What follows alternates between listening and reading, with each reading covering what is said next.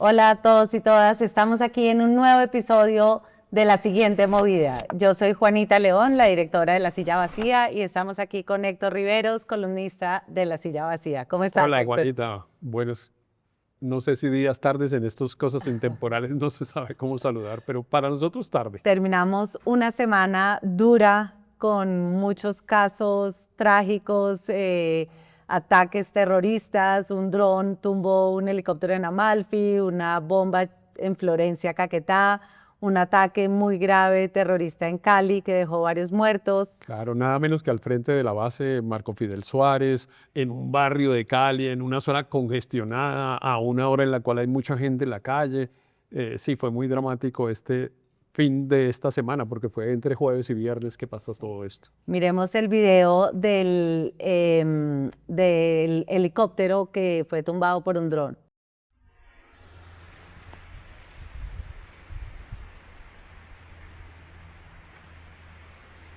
Y frente a esto, la reacción que tuvo el presidente Petro fue declarar a las disidencias de las FARC y al Clan del Golfo organizaciones terroristas, Héctor. Y que es una reacción retórica, porque la verdad en Colombia no existe ese mecanismo de declarar a una organización como organización terrorista, como sí existe, por ejemplo, en los Estados Unidos, que hay un listado, y también en Europa, que en realidad lo que tiene por objeto es ir contra los bienes de esas organizaciones y le impide a cualquier otro país o a cualquier persona tener relación con esas organizaciones so pena de castigos también económicos. Entonces fue una cosa más retórica.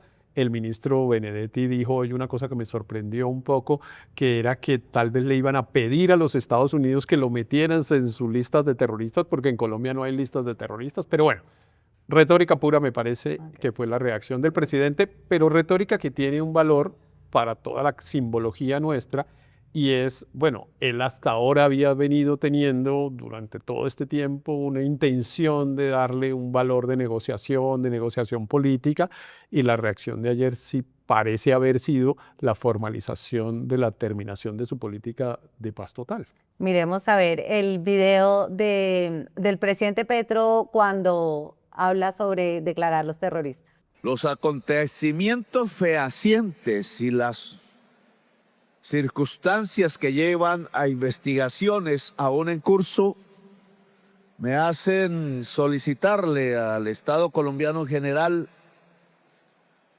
y al mundo, a los estados nacionales, que la Junta del Narcotráfico y sus bandas, disidencias de Iván Mordisco, Segunda Marquetalia y Clan del Golfo, sean consideradas organizaciones terroristas perseguibles en cualquier lugar del planeta Tierra, incluida Bogotá. Héctor, si esto es el entierro de la paz total, podríamos decir después de 3 años que qué dejó la paz total, porque me parece que hay un estudio muy interesante que hizo Daniel Mejía analizando los ceses del fuego durante el 2022 y el 2023, en donde concluyen que los homicidios se mantuvieron estables en las zonas donde se declaraban los ceses del fuego, pero que todos los demás indicadores de seguridad asociados, digamos, a la gobernanza criminal se dispararon. O sea, la extorsión aumentó un 320%, el secuestro, el terrorismo.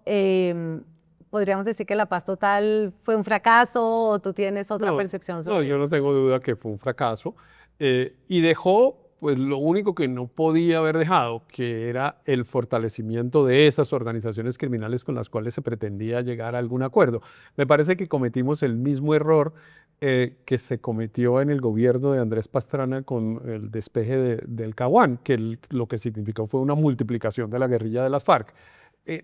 Esos procesos de negociación, el único error que no se puede cometer es darle ventajas al contendiente para que se fortalezca, y si el proceso fracasa, como en este caso fracasó, que termine más fuerte de lo que uno lo encontró. Eso es lo único que no puede pasar, y aquí pues pasó.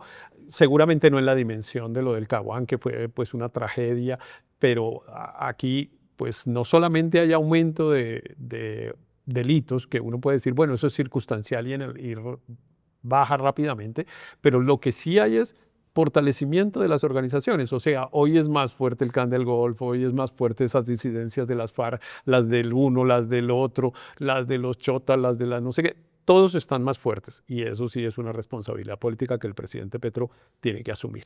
Héctor, a mí me sorprende un poco porque yo siento que hay algunos sectores o como algunas áreas del manejo del gobierno en donde uno podría decir, bueno, llegó un grupo sin mucha experiencia, ¿no? En el tema tributario o en el tema económico o en el tema energético, pues llegó gente que eran más activistas, que era la primera vez que gobernaban, pero me sorprende que en el tema del conflicto que ha estado en manos sobre todo de exmilitantes del M-19, que conocen el conflicto, que no son ingenuos sobre los grupos armados, ¿por qué fracasaron de manera tan contundente? ¿Cuál es tu visión sobre eso? Yo creo dos cosas. A mí me parece que había un poco de ingenuidad, digamos, en el sentido de llega un gobierno de izquierda, lo obvio es que un gobierno de izquierda haga acuerdos con los reductos esos que quedan de las guerrillas.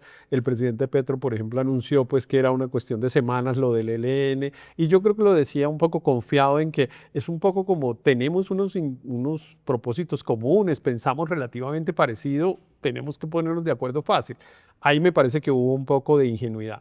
Y lo segundo, que yo creo que es más importante todavía, hubo ignorancia. Porque a mí me parece que justamente lo que tú dices, que digamos que miraron las organizaciones criminales de hoy como si fueran las de hace 30 años.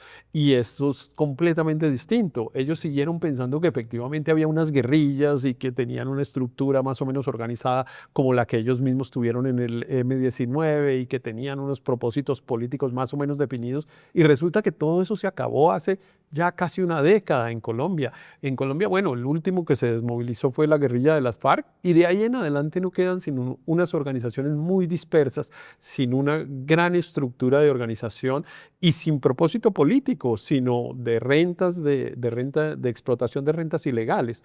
Entonces, eso me parece y me sorprende que lo desconocieran, porque no tocaba ser tampoco muy sabio para saber Claro. que eso era así. Me pregunto si parte del problema es que cuando tú has sido un guerrillero, te cuesta trabajo pensar que el otro no tiene como una buena intención, como que sus métodos Claro. pueden ser los equivocados, pero que es como una cosa de buena voluntad, que si del otro lado hay un Estado comprensivo con los problemas de la gente, entonces como que vas a dejar las armas porque por fin hay un Estado que te oye y creo que ese cálculo terminó Es siendo una bastante equivocación, claro. equivocado y también lo que me sorprende es que Danilo Rueda, que fue el primer comisionado de paz cuando planteó como los postulados de la paz total, en el centro estaba la idea de alivios humanitarios, ¿no? Como mediante estos ceses del fuego la gente va a sufrir menos Claro. y en ese ambiente podemos negociar, que fue muy diferente a como negociaron con las FARC el gobierno de Santos, que era como los vamos a combatir como si no hubiera paz hasta que hayan señales. Y si uno ve las cifras que las podemos ver aquí en la pantalla, pues todos los indicadores Claro. empeoraron en el país. Mira los actos terroristas, es impresionante claro. cómo subieron. Porque es justamente lo que tú dices, que hay un error de interpretación, digamos, del fenómeno que los hace cometer muchas equivocaciones. Una, esta que señalas de Danilo, que era la gente va a vivir un poco más tranquila y eso pues no es una política de paz, sino de apaciguamiento. Eso se ha dicho muchas veces. Entonces, como el cuento de la gobernabilidad y estas cosas que es como hagámonos pasito y dejemos más bien, no molestemos a la gente, pero no molestemos a la gente significa que mientras tanto las organizaciones criminales están desarrollando sus actividades delictivas y fortaleciéndose. Claro. Y eso es muy obvio y pues este gobierno no lo consideró. Y el otro que me parece que es un error y eso fue muy discutido y Sergio Jaramillo y De la Calle se lo dijeron muchas veces, que es no crezca las disidencias de las FARC, no las crezca simbólicamente, políticamente y militarmente. Y ellos resolvieron llamarlas Estado Mayor no sé qué. Ahí ya parecía como un tercer defecto que es la vanidad. parecía como la vanidad de yo voy a ser el pacificador. Un poco esa competencia de los líderes colombianos de quién es el pacificador nos ha hecho bastante daño. Y porque Petro siempre pensó que la paz que habían firmado en La Habana era como la paz chiquita, lo llamaba él, y que esta era la verdadera paz. La idea también era apalancar muchas de sus reformas sociales en las negociaciones. Si uno veía con el ELN, la agenda de negociación era como sacar todas las reformas que el Congreso no le aprobaba, poderlas sacar vía la negociación. O sea, quizás fue como tratar de ser demasiado ambicioso, con poco método, la idea de que esto era como un concierto de jazz sin una partitura. Creo que ahí pagamos. Un cúmulo de errores increíble. Y es, digamos, no sirve de mucho el tema de las responsabilidades, pues sí sirve para las responsabilidades políticas y los ciudadanos castigarán electoralmente a quienes crean que se equivocaron y tal, pero para el bienestar de la gente eso no sirve de mucho. Pero en este caso debería servirnos al menos para saber qué no hay que hacer, porque lo hicimos, nos costó mucho, ya lo habíamos hecho en el gobierno de Pastrana y seguramente en otros procesos de negociación. Samper también cometió errores, bueno, Gaviria, todos cometieron errores y el propio Santos cometió errores a pesar de haber conseguido el triunfo mayor, pero ya no importa, a mí me parece que hay una tarea muy importante que no siento que se esté haciendo, que es como la caracterización de la violencia en Colombia, porque seguimos utilizando como parámetros de hace 3 décadas y yo sí creo que eso está todo superado. Y ahí comienza el error, a mi modo de ver. Héctor, estos estudios de la Fundación Ideas para la Paz, incluso de Pares, o sea, muestran que estas organizaciones criminales siguen creciendo. O sea, el Clan del Golfo dijo que tenía 13.000 miembros la semana pasada, el ELN también llega a los 5.000.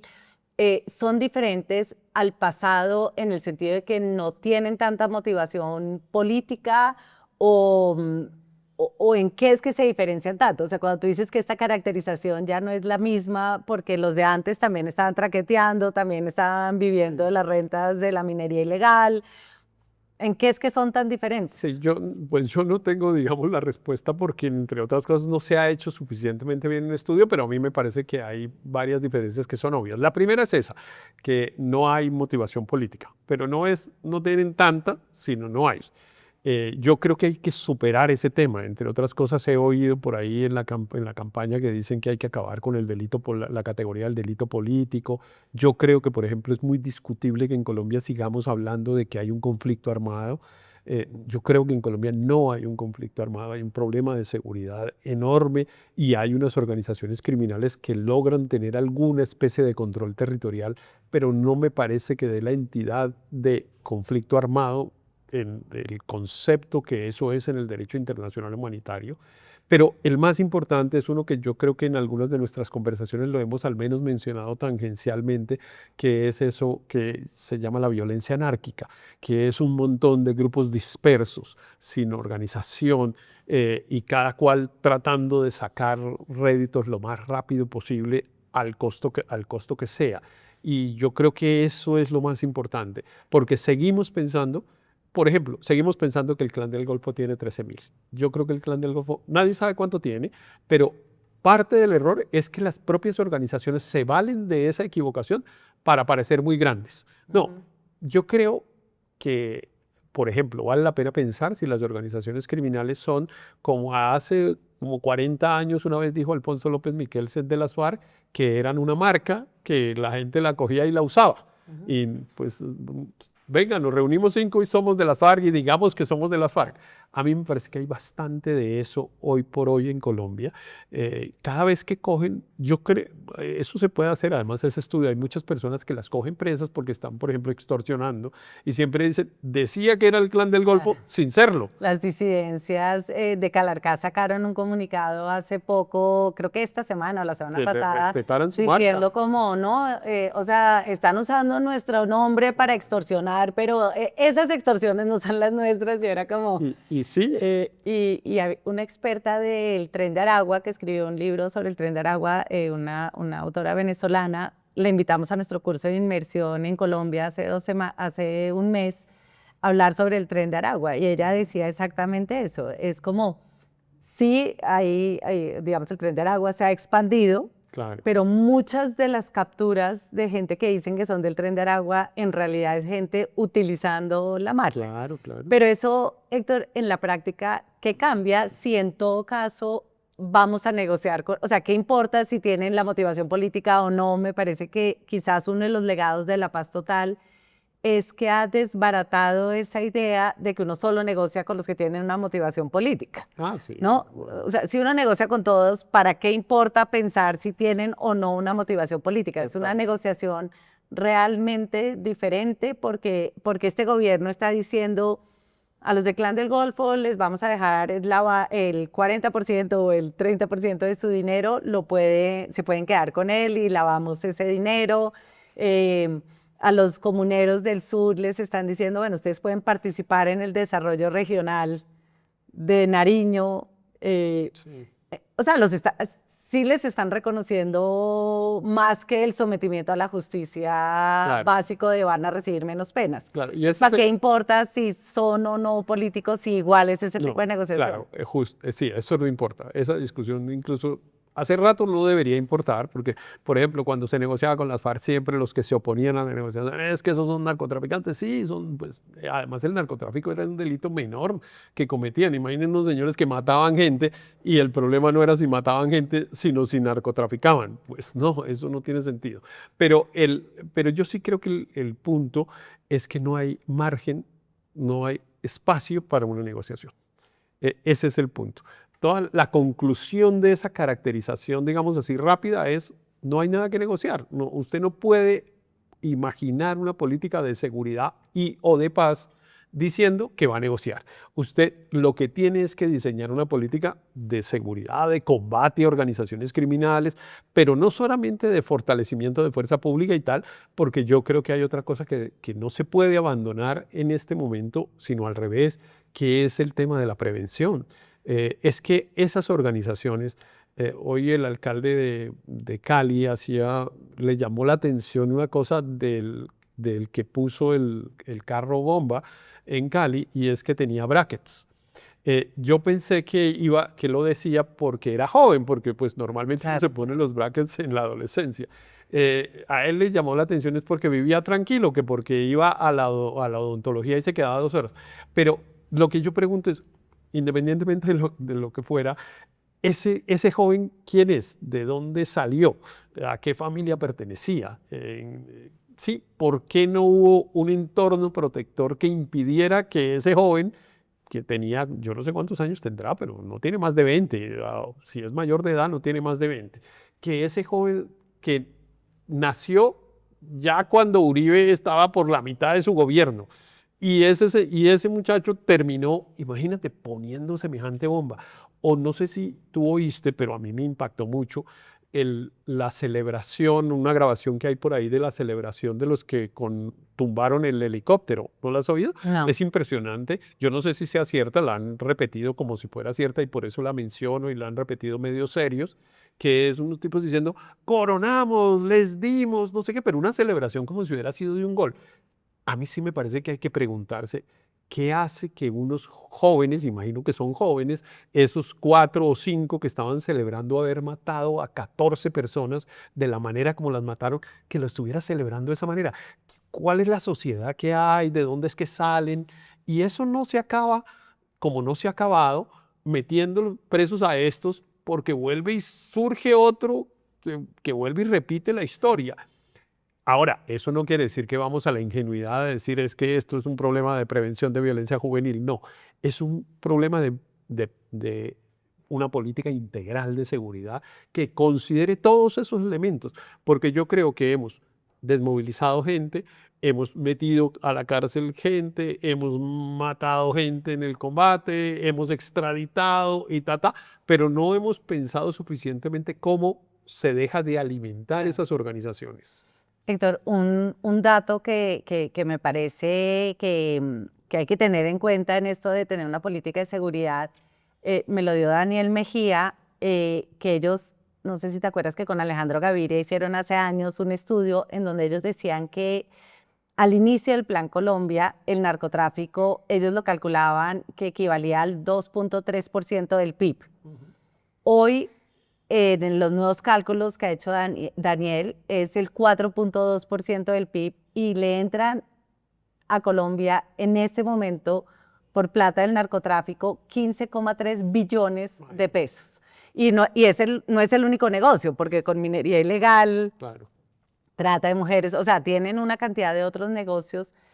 Entonces yo me pregunto ahí, Héctor, frente a ese motor tan grande de plata que tienen, realmente una negociación entonces con el Clan del Golfo o con cualquiera, pues es como pagarles la jubilación a los viejos y que se reciclen. Nada, o sea, no hay ningún incentivo posible para que un tipo que pertenezca a una organización de esas haga una negociación con el gobierno para dejar de hacer eso que le produce tanto dinero. Claro. Eso no existe. Por eso, esa es una de las razones por las cuales no hay margen para negociar. Nadie, no sería serio una persona, y ahora que tenemos 80 candidatos presidenciales, alguno que esté diciendo que hay que negociar. No hay que negociar, no porque uno sea guerrerista, no, simplemente porque no hay qué ni con quién negociar.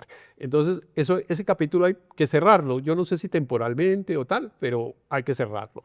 En los próximos 4 años eso no va a pasar. Pero no estoy tan segura, Héctor, que el presidente Petro lo haya cerrado, incluso declarando los terroristas. Si vemos ahí las declaraciones de Petro hace unos meses en la Alpujarra con las bandas criminales, pues ahí lo que estaba él era hablando sobre cómo esto se iba a expandir. Lo mismo lo dijo con las bandas de Barranquilla. Pero ni siquiera en eso lo ha logrado. A mí me llamó mucho la atención. Ese fracaso me llama la atención más que el otro, porque el otro tiene esas explicaciones que hemos dado. Pero evidentemente el presidente Petro ha intentado adelantar un proceso de, comillas, negociación con bandas de jóvenes, digámoslo de alguna manera, como las de Barranquilla, bueno, de jóvenes muy armados como los de Buenaventura o como los de Medellín. Y en ninguno de esos casos ha logrado ni siquiera un pequeño avance. ¿Por qué? Porque esas organizaciones también tienen un origen y una explicación distinta a lo que él cree. Él cree, y digamos aquí me contradigo aparentemente con lo que venía diciendo de prevención y tal, él cree que son unos jóvenes marginados que producto de la desigualdad y no sé qué, se meten al crimen y que entonces si les ofrecen cualquier cosita ahí con lo que ellos ya resuelvan algún problema, se salen de la banda. Claro. Y no, ahí no, eso es un error y eso es tarde. Es que cualquier cosa que se haga con los que ya están metidos en la organización, ya es tarde. Que Santiago Tobón que ha hecho desde EAFIT estos estudios impresionantes sobre las bandas criminales en Medellín, decía que un jefe de combo, pues que es este grupito que extorsionan en el barrio y manejan el microtráfico en el barrio, cuando va a una urbanización que se está construyendo en Medellín, por ejemplo, un edificio que se está construyendo en Medellín, la extorsión que pide es un apartamento en la urbanización o en el edificio. O sea, imagínate si pide un apartamento, ¿qué puedes darle a ese joven para que deje de delinquir? Eso es muy pero eso demuestra, digamos, porque también es una especie de desfachatez, ¿no? Porque es como dejar el trazado. Pues un criminal trata de esconderse y el otro es, no, deme un apartamento. Exacto. Y yo, pues, un apartamento que tiene una dirección y una cosa. Entonces, es muy raro, pero eso demuestra que pasa una cosa, que eso no sé qué tanto sea atribuible al presidente Petro, puede ser un poco, pero es que la gente siente que la fuerza pública no existe hoy, ni para que la proteja, ni para que los persiga. Entonces yo como delincuente puedo darme la tranquilidad de decir, deme un apartamento que a mí no me importa. Claro. No sé si viste las fotos del que puso la carro bomba en Cali, sí. Con sus... Bueno, las ponía en las redes sociales, las encontraron no por una gran labor de inteligencia, sino porque las buscaron en redes sociales y encontraron el señor vestido de camuflado, con unas fotos de tiro fijo atrás, porque todo el mundo lo está haciendo hoy de manera, digamos, abierta. Y si yo me vuelvo extorsionista, yo voy aquí a la tienda de al lado y le digo al señor, bueno, mire a ver, aquí si no me da 100.000 semanales, se le arma un problema. ese señor realmente cree que yo tengo la capacidad de someterlo y me busca los 100.000, Claro. sin que yo tenga ni un corta uñas, porque esa persona lo que está sintiendo es que está totalmente desprotegida, que no tiene alguien a quien ir a decirle, oiga, mire, allá hay un tipo que me está pidiendo 100.000 pesos semanales y yo no tengo por qué dárselos. No, esa persona se calla, llena de miedo y me da los 100.000 y dice, yo me evito problemas y tenga, pase por los 100.000 todos los viernes por la tarde. Eso es una situación gravísima porque, pero yo creo que eso se puede recuperar relativamente rápido, pero mientras ocurra es una situación muy grave de indefensión por parte de la ciudadanía.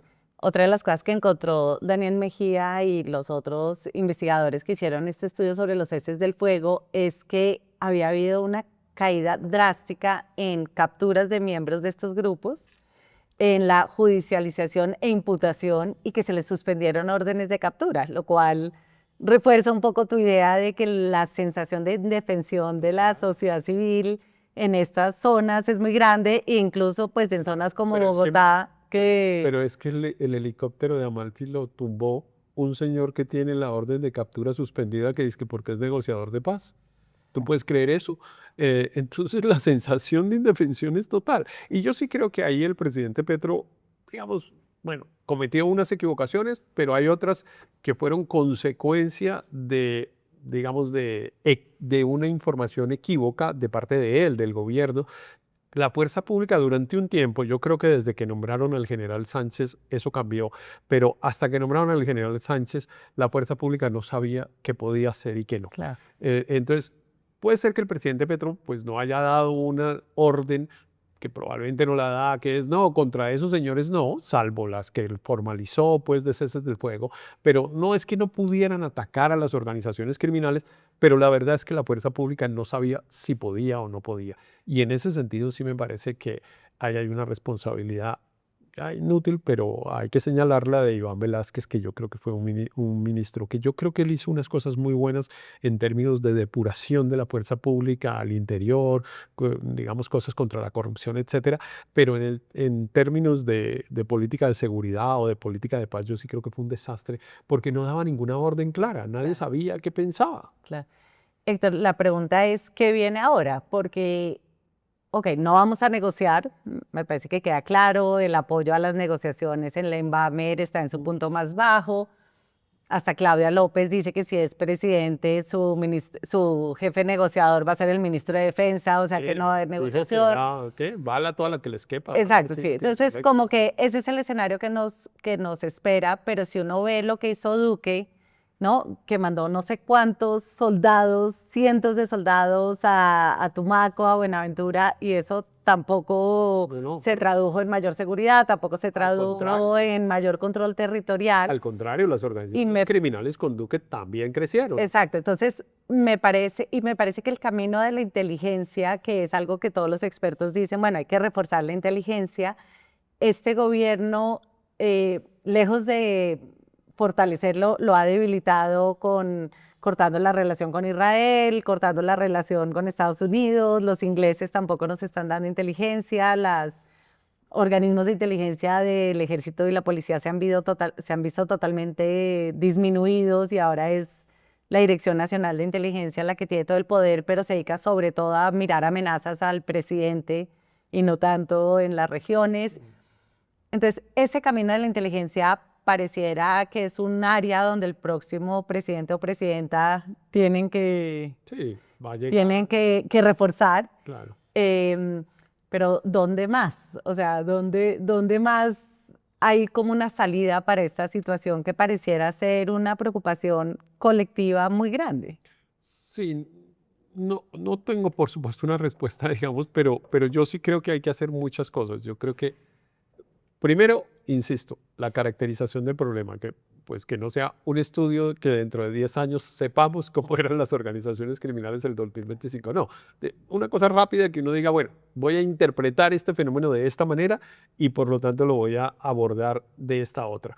Eso primero. Pero segundo, a mí sí me parece que hay que hacer unas cosas que son obvias en términos de persecución del crimen y tal, y seguramente algo con la fiscalía de fortalecimiento de su capacidad de investigación, y etcétera, etcétera. Todo en lo que tiene que ver con la persecución del crimen, ahí hay unas cosas que son obvias que hay que hacer. Pero a mí me parece que hay que hacer mucho eh, en términos, no quiero llamarlo de prevención porque eso suena un poco ingenuo, pero sí de identificación de unos fenómenos sociales que están cercanos a eso. Esto que pasa, por ejemplo, la verdad es que muchas de estas organizaciones tienen un buen apoyo ciudadano. Ha pasado muchas veces que matan a uno o lo cogen preso y salen miles de personas a protestar por la detención de una persona o por la muerte de una persona. Y salen, uno los ve relativamente espontáneamente, no es que estén, digamos, forzados a hacerlo, no, van ellos y van con entusiasmo.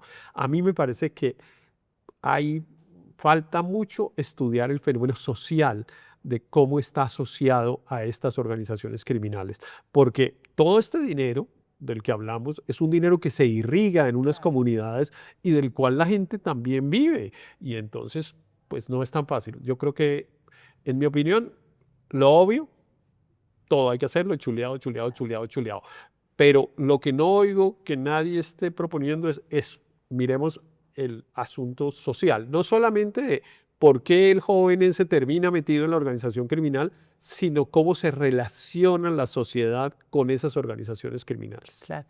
Héctor, me gustaría que miráramos la cifra de homicidios en las ciudades porque pues casi que suben en todas las ciudades. Si ves, Bogotá se dispara en el último año el homicidio, y me decían que una de las áreas donde más se ha disparado son por peleas interpersonales.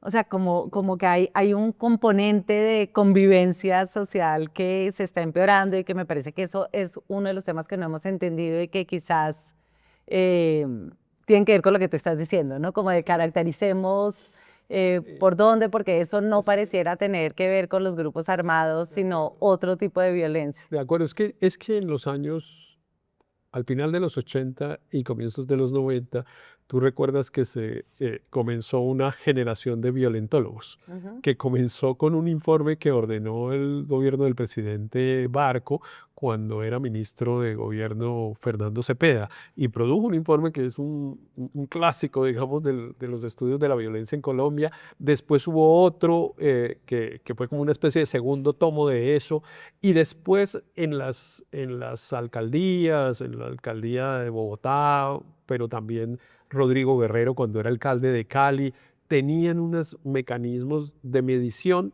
pero sobre todo de interpretación de los fenómenos de violencia.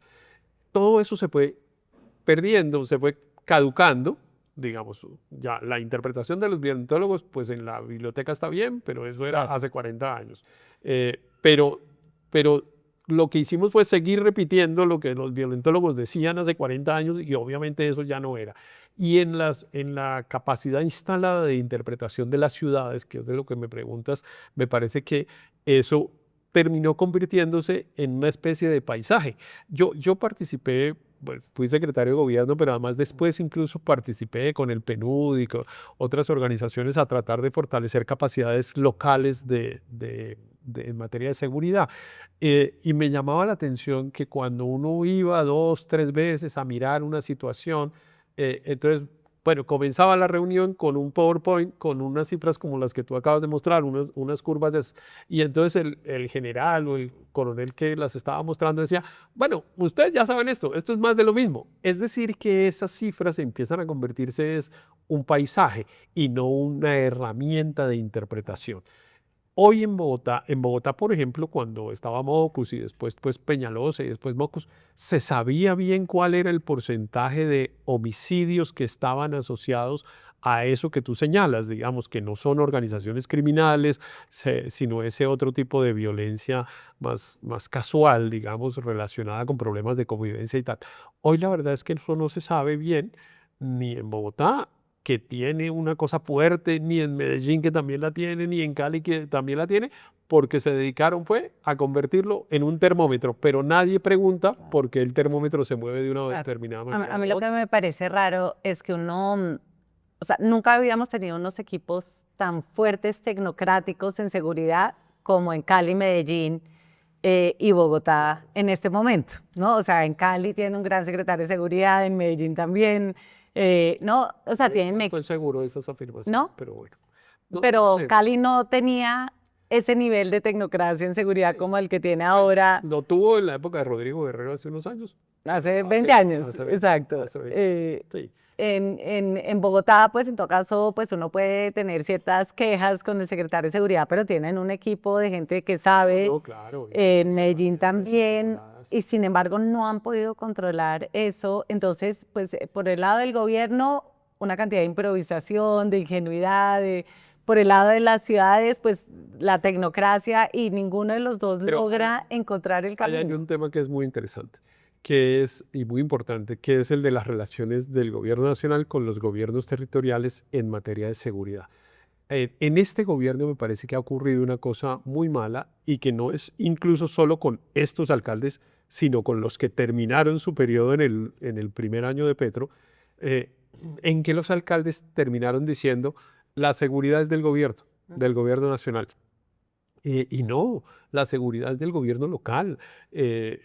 Claro, yo entiendo que había una tensión política entre el gobierno del presidente Petro, que ordenaba los ceses del fuego y que decía que no mandaran el SMAT pues a una manifestación o cosas de ese estilo, y entonces se generó un problema de quién le da las órdenes a la policía. Yo entiendo esa situación, pero me parece que eso ha generado una especie de abandono de la tarea de seguridad por parte de las autoridades locales, sobre texto de que es que eso es del gobierno nacional. A mí y no me colaboran y no me contestan el teléfono y ese tipo de cosas. Y yo creo que eso ha sido muy malo. Eso se puede corregir rápidamente, pero mientras Pero sí ha exista... sido de abandono, Héctor, porque yo veo que hacen PMUs todas las Sí, semanas. pero PMUs que terminan diciendo que, que la fuerza pública está débil porque le han quitado la plata. Claro, pero cuando Entre tú otras cosas, no ves, sé si se la han quitado o no. Eso es un tema que no hemos hablado y del que podemos hablar ahora, porque oigo mucho que parte del problema es que han desfinanciado la fuerza pública y hay como dos versiones que no estoy muy seguro o sea, cuál lo que cuál nosotros está por lo diciendo la menos verdad. hemos probado en la silla es que el nivel de debilitamiento de la cúpula, por ejemplo, de la policía ha sido impresionante. O sea, pasamos de tener 37 generales a tener Sí. menos de la mitad, y eso en el segundo escalón, ¿no? No solo de los generales, sino de los coroneles, es lo mismo por todas las purgas que ha hecho este gobierno de la policía, que por un lado seguro ha combatido la corrupción, pero es más que eso, ¿no? Entonces sí hay como un debilitamiento institucional claro, por lo menos en en la institución encargada de atender la seguridad ciudadana, pues tienen menos inteligencia y menos gente a cargo. No sé si por el hecho que hayan sacado corruptos, entonces al final eso compensa lo otro, pero pareciera Sí, sí, que hay un debilitamiento. Y en estoy- términos del Ministerio de Defensa, todo este escándalo de los últimos días sobre el nombramiento de una viceministra que tiene 2 años bueno, sí. después de salida de la universidad, como que uno dice, ¿por qué si este tema es tan central, no Bueno. ponen ahí a alguien que sepa eso que tenemos una cantidad de gente que sabe de seguridad en Colombia? Claro, pero ese sí es ejemplo del mal del gobierno del presidente Petro, que es un deterioro de la calidad de la función pública muy grande, que eso, pues también el que llegue va a tener que corregirlo rápidamente, porque realmente es como pueden nombrar a cualquiera, sobre texto de una cosa que además yo he defendido mucho, que es la representación de sectores que normalmente no llegan a puestos de poder y tal, pero pues eso... Sí, uno no puede nombrar viceministro de defensa a una persona que nunca ha pensado en temas de defensa y seguridad. Eso eso no es responsable.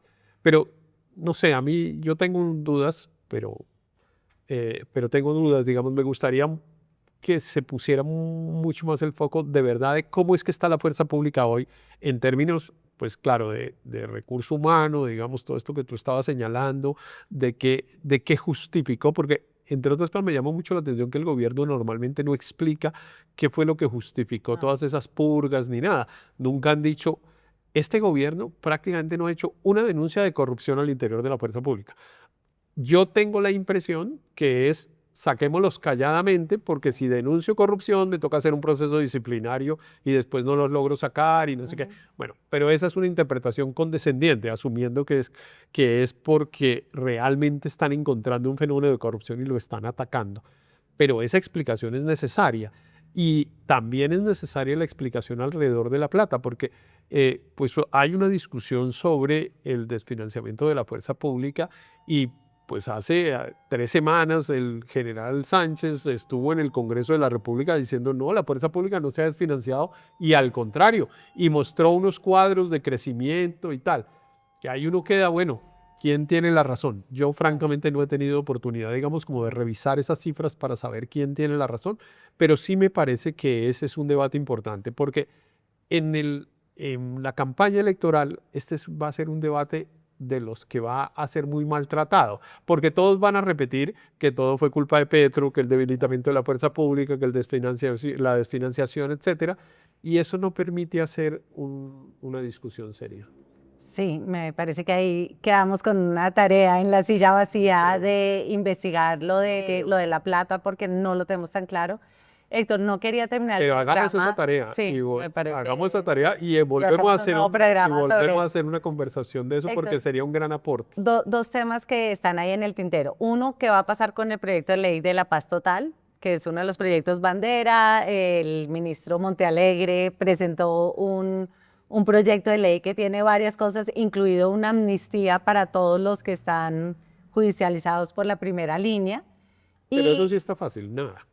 no va a pasar nada. ¿Tú crees que este no tiene ninguna No, atracción? pues Es muy de hecho difícil no y lo en este tenía, ambiente es eso muy no lo difícil. tenía, pero pues con un helicóptero que lo tumban de la manera como lo tumban, 18 policías muertos, pues eso qué ambiente político puede tener, eso no. O sea, eso es, le damos santos óleos ahí. Cristiana Sepultura, por fortuna, porque además era un proyecto malo, ¿no? Que tenía también unos incentivos perversos, lo ha dicho la Fiscalía, lo ha dicho la Defensora del Pueblo. Ese es un proyecto que más allá, digamos, de despreciarlo por razones políticas, la verdad es que además técnicamente es un proyecto muy malo. Y el último tema que no quiero terminar esta conversación sin tocarlo es lo de la tal Junta de Dubái, a la cual el presidente Petro le atribuye desde el magnicidio de Miguel Uribe hasta que es el jefe de las disidencias y del Clan del Golfo, que son dos grupos pues, que se enfrentan entre sí todo el tiempo. Nosotros averiguamos en la Fiscalía, no hay un solo caso contra algo que se llame la Junta de Dubái ni contra el señor pues, que Petro ha identificado que es su cabeza. La policía, el general Triana, dijo que ellos no están seguros de que exista la Junta de Dubái, pero el presidente lo menciona casi todos los días y le atribuye, es como si destruimos la Junta de Dubái, se acaba la mitad de los problemas de seguridad. Casi que me suena como esas águilas negras que en los gobiernos pasados se les responsabilizaba de todo y tampoco la policía decía que existían. ¿Qué hay detrás de eso, según tú? Sí, no sé, pero digamos, yo creo lo mismo que tú estás insinuando, que es que realmente eso es una creación un poco del gobierno y que no tiene un fundamento real. Sin embargo, me llama la atención un poco toda esta relación que el gobierno ha intentado hacer con los países árabes y tal, de todo esto, el hecho de que se le esté pidiendo a Qatar poder ser sede de las negociaciones, nadie sabe de qué, pero de las negociaciones con el Clan del Golfo y cosas, es bastante extraño, o sea, ahí sí me parece que vale la pena mirar, no, yo creo que no vale la pena despreciar el hecho solo porque, digamos, Petro pues dice locuras y... No, yo creo que ahí hay algo, evidentemente los países árabes parecieran estar jugando un papel en términos, yo no sé si de lavado, Qatar de lavado de tiene- dólares o qué será, pero algo están Porque haciendo. Qatar tiene una experiencia como negociadores de paz. O sea, yo siento que esa decisión de buscar a Qatar como negociador o como sede de la negociación con los del Clan del Golfo, pues es interesante porque ellos tienen una experiencia como negociación y todos los demás ya los agotamos, ¿no? Los noruegos después del acuerdo de paz Sí, sí. quedaron, Ya este es el ya último está en la Portugal, este es cabeza, el los último países Portugal. latinoamericanos ya no quieren ser garantes de nada, los europeos menos, entonces lo de Qatar en ese sentido Tiene una lógica. tiene una lógica, pero entonces tú crees que esto está A conectado mí con me lo de la parece que, Junta de Dubái. pues, me parece que sí, digamos que hay algún grado de relación de que, digamos, en toda la zona árabe hay una cosa de economías también ilegales, de, de lavado de dinero, de cosas de ese estilo, porque no encuentro otra explicación, digamos, de por qué el presidente insiste en eso. Todo lo asocia además al asesinato del fiscal Pecci, del fiscal paraguayo, perdón. En fin, pero yo sí creo que hay que ponerle atención a eso, pero eso debería ser la inteligencia, digamos, la que debería tratar de alimentar y informarnos sobre ese punto. Y se nos va a quedar un tema por fuera que al menos citémoslo, que se llama Maduro. Sí. Porque evidentemente la frontera venezolana, el amparo que la dictadura de Maduro le da al ELN y a todo el que llegue allá a proponer negocios ilegales, pues se convierte en un riesgo muy grande. De hecho, buena parte no, pero varios de los 80 candidatos presidenciales dicen que la mayor política de seguridad es que se caiga Maduro. O sea, los candidatos presidenciales están confiando en que Trump venga y saque a Maduro y creen que eso resuelve los problemas. No sé si lo resuelve o no, pero lo que sí es que en términos de seguridad, ese es un factor que el próximo gobierno tiene que considerar. Héctor, y ahí no deja de ser como interesante, sorprendente, que el presidente esté dispuesto a negociar esta zona binacional con Maduro, que le dé una legitimidad a la dictadura, aun cuando Maduro está negando que el ELN y la Segunda Marquetalia estén allá, cuando todo el mundo sabe que el ELN cuida el arco minero Claro. en la zona que quedaría dentro de la zona binacional. Sí. Hay algunos expertos que piensan que esto es como un poquito para gestionar y contener al ELN y a las disidencias. El gobierno ¿Qué lectura sigue tiene usted de eso? cometiendo el error de creer que puede hacer algún grado de acuerdo con las organizaciones criminales y no cerrar definitivamente, sino al contrario, parece un negociador desesperado, como tratando de, bueno, venga a ver, logremos algo que el tiempo se me está acabando. Y ese negociador es muy malo porque es un negociador muy débil al que la contraparte le termina imponiendo todas las condiciones. Y yo creo que ese es el riesgo que tenemos en el último año del gobierno del presidente Petro, es que para que el juicio no sea este que nosotros estamos haciendo, la paz total fue un fracaso, el tratar de salvar la paz total, y lo puede hacer con decisiones imprudentes, como esa, por ejemplo. Pero en esa me parece que se corrió, ¿no? Después de que tiró la piedra, Sí, ya no sé. ha hecho sino tratar de esconder la mano y decir que yo no dije, que yo sí hice, que no, que no, que no, porque me parece que le tienen un poco de temor a la reacción de Trump. Pues yo creo que se la deberíamos tener porque el 15 de septiembre es la evaluación de la desertificación y obviamente esto entraría en ese costal de criterios para desertificar a Colombia o Y no. ahí, pues bueno, ahí hay una variable que no sabemos qué va a pasar con esos barcos amenazantes que están cerca de las costas venezolanas. Uno no logra imaginar hasta qué punto. Pues sí, ahí están mostrando los dientes, pero una cosa es mostrar los dientes y otra cosa es que sigan. ¿Hasta dónde? Pues no sé, pero eso sí puede ser una variable que nos cambie poder anticipar la siguiente jugada, porque esa sí es una cosa que yo al menos no imagino, porque no imagino si es que van a venir a sacar a Maduro y qué, después de que sacan a Maduro, como qué pasa. O es que vienen y se meten unos militares como una especie de invasión, así sea temporal, pues eso no me cabe a mí en la cabeza. En fin, ¿qué, en qué termina esa amenaza? Y eso tiene una influencia enorme, por supuesto, en la seguridad colombiana, en la seguridad nacional, en términos estratégicos, pero también en la seguridad interna. Así que ahí vamos a tener tema. Bueno, Héctor, pues en todo caso lo que queda claro es que la seguridad es un tema políticamente muy importante, es la principal preocupación de los colombianos Sí, en todas las encuestas. pero no va a ser el principal issue electoral, es decir, no va a ser, los electores no vamos a escoger entre cuál es el que mejor tiene política de seguridad, porque todos van a decir lo mismo. todos van a decir que hay que fortalecer la fuerza pública, que hay que recuperar pues el debilitamiento de la fuerza pública, etcétera, etcétera, etcétera.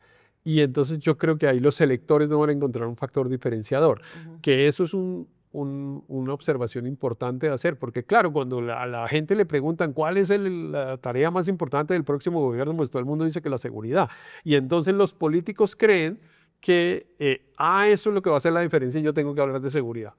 Eso no va a hacer la diferencia, pero esa sí es la tarea más importante que tiene el próximo Claro. gobierno. No estoy tan de acuerdo contigo porque creo que el tema de seguridad sí polariza y me parece que ahí el tema de seguridad sí derechiza a la gente porque Pero es la que gente polariza más entre allá quién. de lo que propongan, la gente confía menos en que la izquierda es capaz de hacerlo a que lo pueda hacer el uribismo. Es Entonces, probable, creo que sí tiene un es impacto probable, pero todos van a político. tener el mismo discurso. Claro, a unos les van a creer más que a Exacto. otros, en eso estoy de acuerdo, pero todos van a tener lo mismo. No, no va a haber como, bueno, guerra o paz, como era como Sí, hace sí, sí, unos de años. acuerdo. No, Es más como hoy quién es más creíble para quién es hacer la más guerra. creíble, quién tiene mejor. Y ese ya es una evaluación que ya es muy sofisticada para los electores. Los ¿Tú crees? electores votan menos sofisticadamente. Bueno, pues ya veremos, Héctor. Nos vemos la próxima semana en el siguiente capítulo de la siguiente movida y pues ya veremos qué tema nos depara este país. Muchas gracias, Héctor. Nunca falta tema. No, nunca. Hacer periodismo independiente cuesta. Cada suscripción a este canal nos ayuda a mantener al equipo de personas que investigan, que encuentran patrones, que revelan esas movidas del poder que otros medios no pueden revelar. Suscríbase y haga parte de la comunidad que apoya a La Silla Vacía.